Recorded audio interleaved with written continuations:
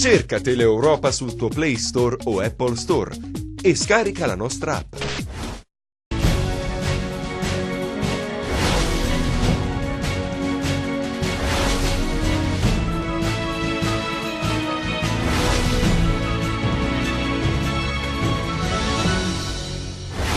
Anche il sindaco Occhiuto è indagato nell'inchiesta per il caso Cirò. Entrambi sono sospettati di truffa, falso e peculato. La cifra contestata è di 80.000 euro. Il primo cittadino si dice amareggiato. Da accusatore mi trovo accusato. È paradossale. Tutto fermo per la costruzione dei nuovi ospedali. Le aziende appaltatrici avrebbero fatto ricorso a procedure concorsuali per evitare il fallimento. Orlandino Greco interroga Oliverio. Ma è vero tutto questo? Il sindaco sospeso di Riace incontra Oliverio e denuncia le aggressioni verso il modello di accoglienza sono iniziate già prima di questo governo. Oltre 300 persone hanno partecipato a Cosenza alla manifestazione per dire no alla chiusura dei centri SPRAR. Non si può sopprimere, hanno detto, un sistema basato sull'integrazione reale. Sit-in di protesta a Roma contro l'archiviazione del caso di Sissi trovato Mazza, l'agente di polizia penitenziaria di Torianova, ridotta in stato vegetativo da un colpo di pistola, le rassicurazioni del ministro Bonafede. Faremo luce sulla vicenda. Aperto lo svincolo di Vazzano, 30 minuti i tempi di percorrenza tra Tirreno e Ionio. Mancano logopedisti nel centro di riabilitazione dell'ASP di Rende, l'appello di un padre per garantire le cure sui 2 bambini. Il Cosenza gioca alla pari con il Brescia ma subisce la rete dello svantaggio su un'errata uscita del portiere. Nel finale le rondinelle resistono all'assalto dei lupi. Il Catanzaro non va oltre il pari a Monopoli. Buonasera dalla redazione TG10, dunque apriamo con il caso che vede indagato il sindaco Mario Occhiuto. Si tratta di una vicenda che è iniziata l'anno scorso quando proprio il primo cittadino denunciò il suo segretario Giuseppe Cirò accusando di aver falsificato le emissioni intascando i soldi per le trasferte. Oggi si trova coinvolto nella stessa inchiesta, le ipotesi di reato sono truffa ai danni del comune, falso e peculato. Il primo cittadino si difende e definisce la vicenda paradossale. Il sindaco di Cosenza apprende di essere indagato nell'inchiesta che coinvolge il suo ex collaboratore Cirò per essersi intascato 80.000 euro per missioni mai effettuate. Come si ricorderà, il caso è venuto alla luce proprio da una denuncia fatta dal sindaco nei confronti di Giuseppe Cirò. Le indagini si sono protratte nel tempo, culminate adesso con l'iscrizione nel registro degli indagati anche del primo cittadino di Cosenza, che così si trova a rivestire il doppio ruolo, da accusatore ad accusato. Che cosa hanno riscontrato i magistrati per aver rimodulato il ruolo dei protagonisti della vicenda? Lo sapremo nei prossimi giorni. Intanto Occhiuto si dice assai amareggiato, trova paradossale la vicenda, ricorda di essere stato lui ad aver fatto scoprire l'ammanco, di aver licenziato il collaboratore e di aver consegnato alla procura le prove in suo possesso. Si dice sereno e ribadisce di non aver mai toccato nemmeno un centesimo che non gli appartenesse. Denuncia un clima di condizionamento anche di tipo mediatico e di essere fatto oggetto di persecuzioni diffamatorie vergognose e intollerabili. Comunque, ribadisce, resto convinto che anche in questo caso riusciremo ad affermare la verità. Adesso la vicenda della costruzione di nuovi ospedali calabresi, nonostante gli impegni e le promesse, ad oggi nessuna certezza sulla realizzazione. In merito interviene il consigliere Orlandino Greco che presenta un'interrogazione al governatore Oliverio. Da anni ormai in Calabria si attende la realizzazione di 5 nuovi ospedali, presidi che dovrebbero essere costruiti a Gioia Tauro, Vibo, Corigliano Rossano, Catanzaro e Cosenza. Ci sono investimenti importanti, oltre 443 milioni, ma dei nuovi presidi ancora nessuna traccia. Oggi sulla vicenda interviene il consigliere regionale Orlandino Greco, che scrive al dirigente generale del Dipartimento Tutela della Salute Bruno Zito, al dirigente del settore opere pubbliche Pasquale Gidaro e al presidente della giunta regionale Mario Oliverio per chiedere informazioni proprio sullo stato degli ospedali pubblici calabresi. Per quanto riguarda in particolare il nuovo presidio ospedaliero dell'Annunziata, Orlandino Greco chiede l'indicazione di missioni e programmi di bilancio dove viene individuata la copertura finanziaria utile al completamento dell'opera, ma uno dei nodi principali si sa riguarda l'area su cui realizzare l'ospedale. Ebbene, in merito Orlandino Greco chiede se sia stata valutata ogni ubicazione possibile e anche alternativa a quella individuata nella città capoluogo, sottolineando che il nuovo presidio deve trovarsi in un'area facilmente raggiungibile dai cittadini di tutta la provincia e non solo. Per quanto riguarda poi gli altri ospedali programmati, Greco chiede lo stato di avanzamento dei lavori, la copertura finanziaria e soprattutto chiarimenti sulla solidità delle aziende appaltatrici, se è vero cioè che si trovano in uno stato di precarietà tanto da essere ricorsi a procedure concorsuali utili ad evitare sottoposizione a fallimenti. Qualora risultasse l'esistenza di simili problemi finanziari, Greco chiede se sia stata valutata l'opportunità di avviare le procedure di rescissione contrattuale. Mimmo Lucano incontra il governatore Oliverio e denuncia le aggressioni verso il modello di accoglienza, sono iniziate già prima che entrasse in carica questo governo.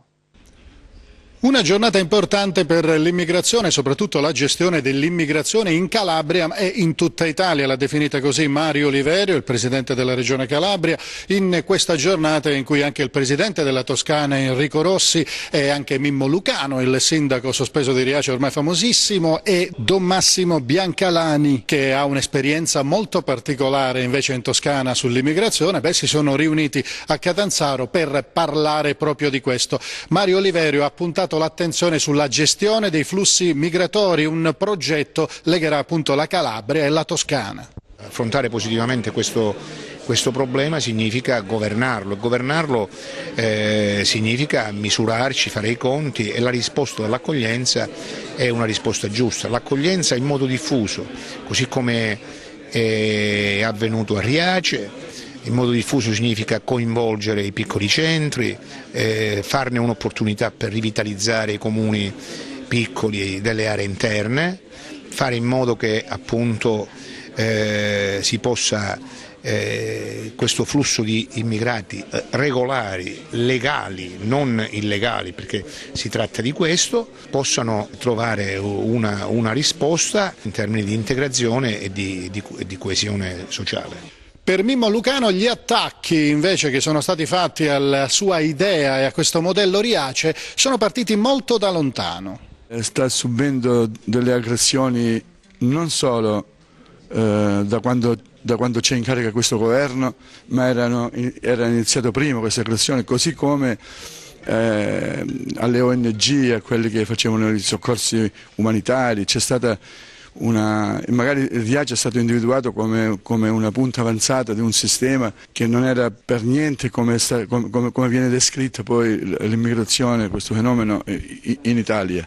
Per Don Massimo l'attuale legge è a volte addirittura disumana. È priva di umanità, no? Una legge che toglie diritti, una legge che sempre più, con gli ultimi decreti Salvini, ha tratti di disumanità.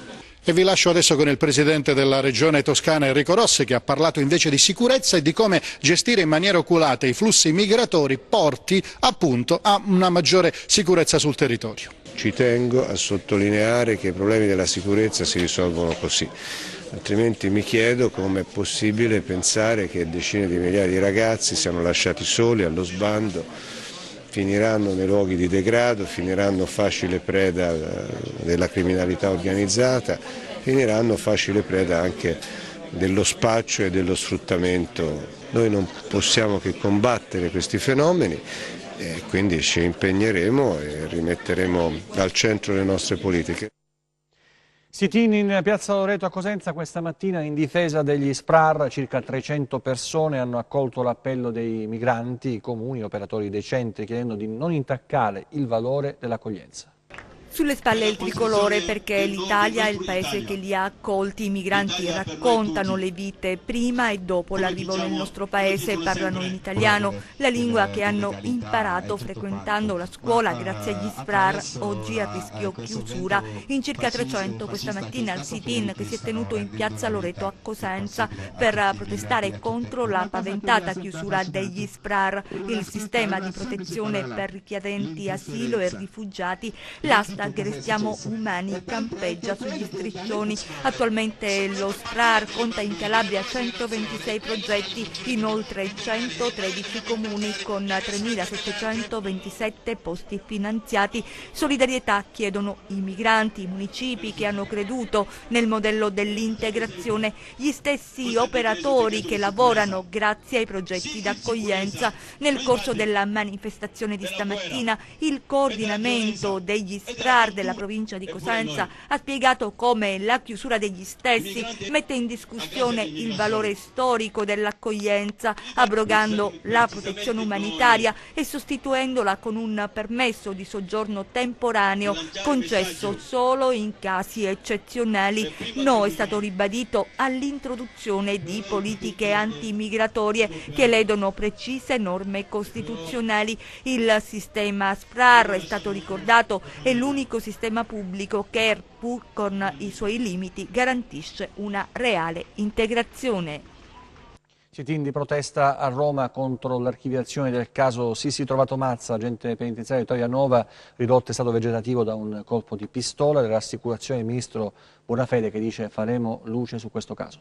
Un sit-in di protesta organizzato dal Comitato Civico Sissi, la Calabria e con te davanti al Ministero di Grazia e Giustizia a Roma per chiedere verità sul giallo dell'agente penitenziaria. La protesta davanti al palazzo di Via Arenula nella capitale si è concluso con l'incontro tra il ministro Alfonso Bonafede e il padre della ragazza di origini taurionovesi, con le rassicurazioni del responsabile del dicastero. Non è giusto che venga lasciata sola dallo Stato, non è giusto anche se si considera che quella figlia ha indossato la divisa, ha servito lo Stato, lo ha fatto con una divisa che per noi è importantissima, che è quella della Polizia Penitenziaria, e quindi è uno Stato vigliacco quello che prima si fa servire dai suoi agenti e poi li abbandona quando accade qualcosa di irreparabile. Era il 1° novembre di 2 anni fa e Sissi si trovava in servizio nell'ospedale civile di Venezia. Quel giorno inizia il calvario per la ragazza e i suoi familiari. Viene ritrovata a terra, priva di sensi, con una ferita di arma da fuoco alla testa. Un tentativo di suicidio, secondo la Procura di Venezia, che vorrebbe archiviare l'indagine. Un tentato omicidio invece per i familiari di Sissi, che non accettano la versione sostenuta dai magistrati veneziani. Troppe lacune, secondo la difesa della famiglia trovato Mazza, nell'indagine condotta dal PM del Tribunale di Venezia. C'è una pistola priva di impronte, quella di Sissi, da cui sarebbe stato esploso il colpo, ma Sissi non portava i guanti quel giorno e se fosse stata lei a tentare di uccidersi, sulla pistola sarebbero state ritrovate le impronte digitali sue. Io mi attivo immediatamente attivando gli uffici, perché la credibilità dello Stato passa anche attraverso la capacità dello Stato di sapere mettere in discussione le proprie certezze o comunque di verificare che tutto vada per il meglio.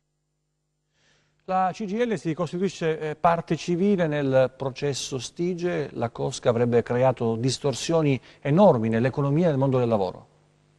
La CGIL nazionale, la CGIL della Calabria, dell'Emilia Romagna e la FIOM CGIL di Parma si sono costituite parte civile nel processo di 'ndrangheta Stige, del quale ha avuto inizio ieri a Catanzaro l'udienza preliminare.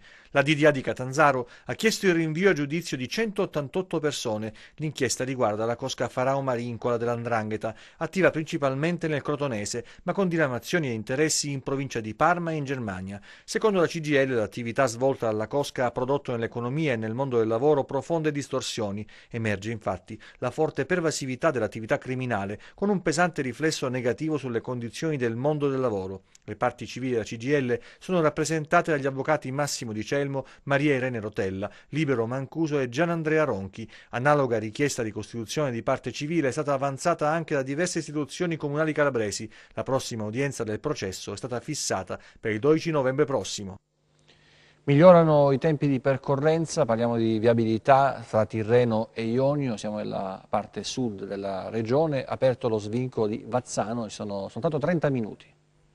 Aperto al traffico il nuovo tratto della statale 713 trasversale delle Serre dal nuovo svincolo autostradale Fazzano fino all'innesto con la strada comunale Cardillo. Il tratto aperto di circa 5 km collega la trasversale delle Serre all'autostrada mediante un nuovo svincolo denominato Vazzano e conduce tramite la strada comunale Cardillo appunto alla comune. Da qui si sviluppa verso Pizzoni e Valle Longa. L'importanza di questo svincolo è legata soprattutto al fatto che si può agevolmente raggiungere la zona che porta da un lato all'altro della Calabria, potendo così arrivare ad esempio a Soverato in poco più di mezz'ora. Io le posso dire che da questo punto a Soverato ci vuole mezz'ora adesso.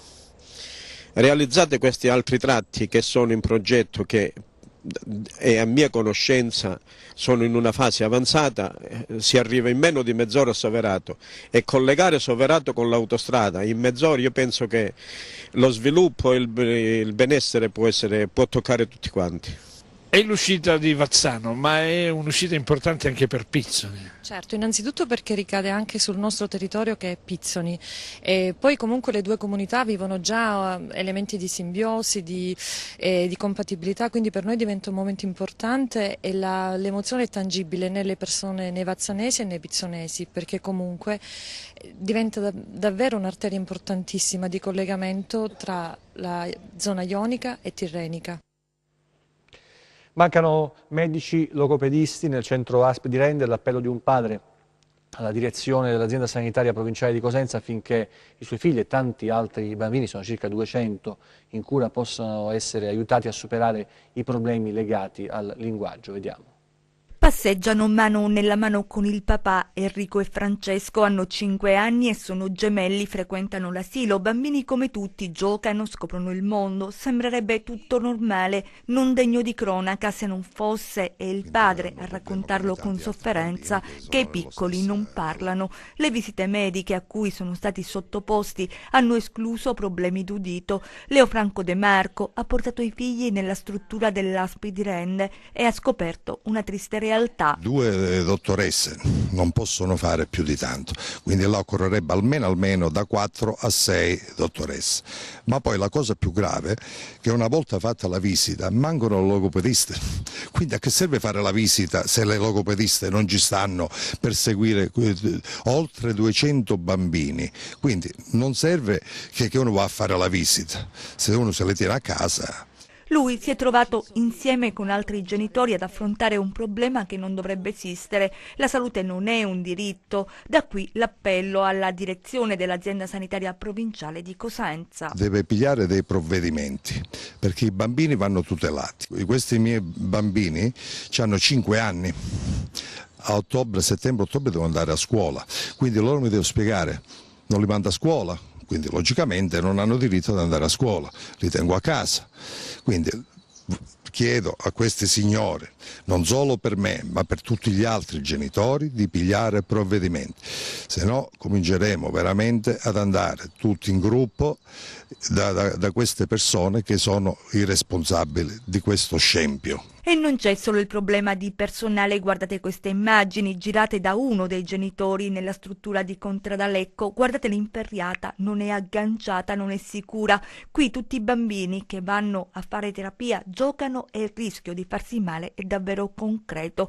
Speriamo che Enrico, Francesco e gli altri piccoli possano avere i logopedisti con cui imparare a pronunciare le parole, avere la gioia di sentire la propria voce, comunicare con gli altri. Speriamo che queste famiglie non debbano essere costrette a dolorosi e dispendiosi viaggi della speranza. L'economista Geppino De Rose lancia una sua idea per risollevare la Calabria, lo fa in un volume che si chiama Fake Calabria, il grande equivoco. La Calabria esiste davvero come soggetto politico ed economico? Se lo chiede l'economista della conoscenza Geppino De Rose, che ha scritto un libro edito da Brenner dal titolo Fake Calabria, il grande equivoco, presentato a Cosenza, al mondo politico e alla stampa. È una libera provocazione, l'equivoco sta nel fatto che noi probabilmente continuiamo a sbagliare nel ritenere la Calabria un soggetto geopolitico reale. La chiamo Fake Calabria perché secondo me non esiste una Calabria, esistono tantissime Calabrie che dobbiamo valorizzare dinanzi ad una narrazione del disastro che farà comodo a certi sistemi di professionismo, ma che noi abbiamo la necessità assolutamente di combattere. e quindi di porre l'accento su alcuni aspetti, di ridisegnare l'assetto geopolitico di questa regione, che non significa parlare di autonomia o di indipendenza, ma significa recuperare quelle logiche territoriali e farne strategie d'area. Un libro sull'identità, sul metodo e sulla capacità che dovremmo avere di puntare su un disegno coraggioso di una nuova Calabria che secondo me è assolutamente possibile. C'è una Calabria positiva e produttiva che non viene raccontata, ma i calabresi lo sanno e ci credono, dice Geppino De Rose, che propone una via d'uscita dall'impasse. L'idea è quella di fare delle fusioni fra comuni, perché noi abbiamo 50 comuni con meno di 800 abitanti, altri 50 con appena 1200 abitanti, significa 100 comuni, c'è uno su 4 in una logica di assoluta irrazionalità organizzativa. L'idea è quella di creare delle fondazioni di partecipazione, che è uno strumento nuovo di collaborazione pubblico-privato, di aggregare questi soggetti, di partire da strategie d'area studiate, condivise dal territorio, vissute e non subite finalmente, e da lì cominciare a ragionare. Ci sono tanti modelli, un'idea sarebbe quella della residenza digitale sul sistema dell'Estonia. C'è un'altra opzione che è legata alle ZES, di incrociare questi parametri, insomma di idee ce ne sono tante, e soprattutto la battaglia sull'ambiente. A Villarendano un incontro per celebrare il compositore e pianista francese Claude Debussy. A Villarendano la Fondazione Attilio e Elena Giuliani e l'Alliance Française di Cosenza hanno ricordato con un concerto conferenza a 100 anni dalla morte il compositore e pianista francese Claude Debussy, uno dei massimi rappresentanti del simbolismo in musica. È stato un artista molto eclettico, perché non è stato solo un grande compositore, ma ha vissuto tutti i movimenti avanguardistici che erano nel periodo in cui lui ha vissuto, ed è stato un innovatore in musica, e in particolare questa sera ci occupiamo del simbolismo in musica. Infatti Debussy ha messo in musica tantissimi poemi di Paul Verlaine, un autore nettamente simbolista, e quindi vogliamo mettere in evidenza questo aspetto in particolare, anche se Debussy non è etichettabile perché è un genio assoluto. Troviamo in lui vari stili, però poi non è mai etichettabile con uno stile e basta. E adesso lo sport, il calcio in Serie B, in campo il Cosenza al Rigamonti di Brescia. Non è andata bene questa volta, una gara quasi perfetta, però non ha consentito al Cosenza di raccogliere i punti meritati. Una gara quasi perfetta non è bastata al Cosenza per portare via punti dal Rigamonti di Brescia. Dopo la parentesi della partita con il Foggia, i lupi tornano a pagare a caro prezzo l'unico errore commesso che finisce per macchiare la prestazione e soprattutto lascia invariata la classifica dei rossoblù, appena ritoccata da Corsi e compagni. L'11 di Braglia avevano altre intenzioni. Nonostante le assenze e qualche acciacco di troppo, il confronto con le rondinelle non è parso impari, anzi, dopo le prime fasi di studio, gli ospiti avevano anche trovato il gol con la bella girata di Riccardo Maniero, finita alle spalle di Andreacci. Una rete bellissima e pesante, svuotata di significato la decisione dell'arbitro Porontera, certo di ravvedere un fuorigioco, seppur millimetrico. Il sospiro di sollievo ha aiutato i padroni di casa a venire fuori dal guscio. Morosini, vice di Donnarumma, ha impegnato Saracco dalla distanza, ma il Cosenza non è stato a guardare, sfiorando il gol ancora con Maniero, imbeccato da Garritano e libero di provare un diagonale finito però fuori dallo specchio.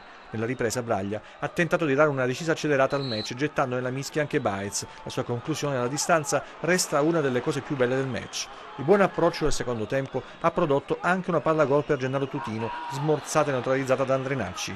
Poi, dopo l'infortunio di Bruccini, il cross di Curcio e l'uscita a vuoto di Saracco che ha lasciato a Torregrossa la palla del vantaggio. Un blackout che ha condizionato il finale di gara, permettendo al Brescia di rintanarsi in difesa e puntare sul contropiede. Idda ha provato a scardinare la porta lombarda, ma Andrenacci gli ha chiuso l'angolo sul bel colpo di testa. La sconfitta immeritata pesa sul morale, ma la prestazione conferma i progressi di un Cosenza che martedì dovrà rifarsi con la capolista Pescara. Adesso la Serie C con la bella vittoria del Rende a Brindisi contro la Virtus Francavilla. Non va oltre lo 0-0 invece il Catanzaro, che tiene a freno però le velleità del Monopoli trascinato da Magni.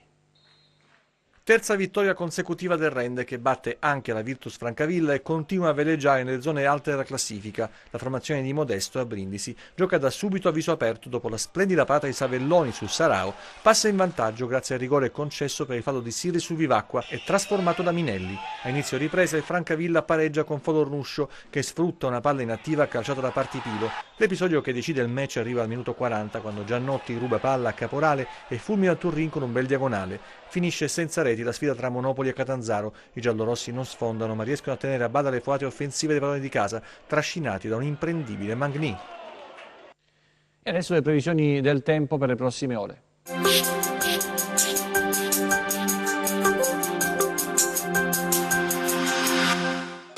Sta per attivarsi un forte peggioramento meteo sull'Italia.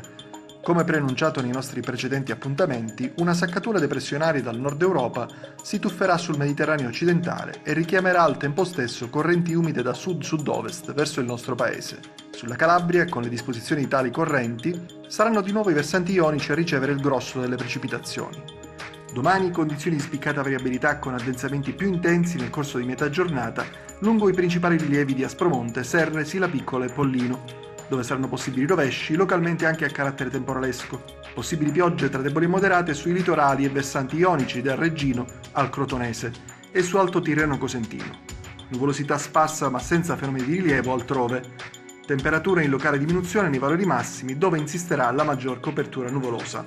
Analizziamo ora lo stato di mari e venti. Domani venti sostenuti da sud ovunque con mare, molto mosso il Tirreno centro-settentrionale e il Golfo di Corigliano, mosso il Tirreno meridionale, agitato lo Ionio tra Reggino e Crotonese. Prima di salutarci vi ricordo il nostro sito web www.meteoincalabria.it e la nostra pagina Facebook Meteo in Calabria. TG che finisce qui, l'informazione torna nelle prossime edizioni, grazie per la vostra attenzione, arrivederci.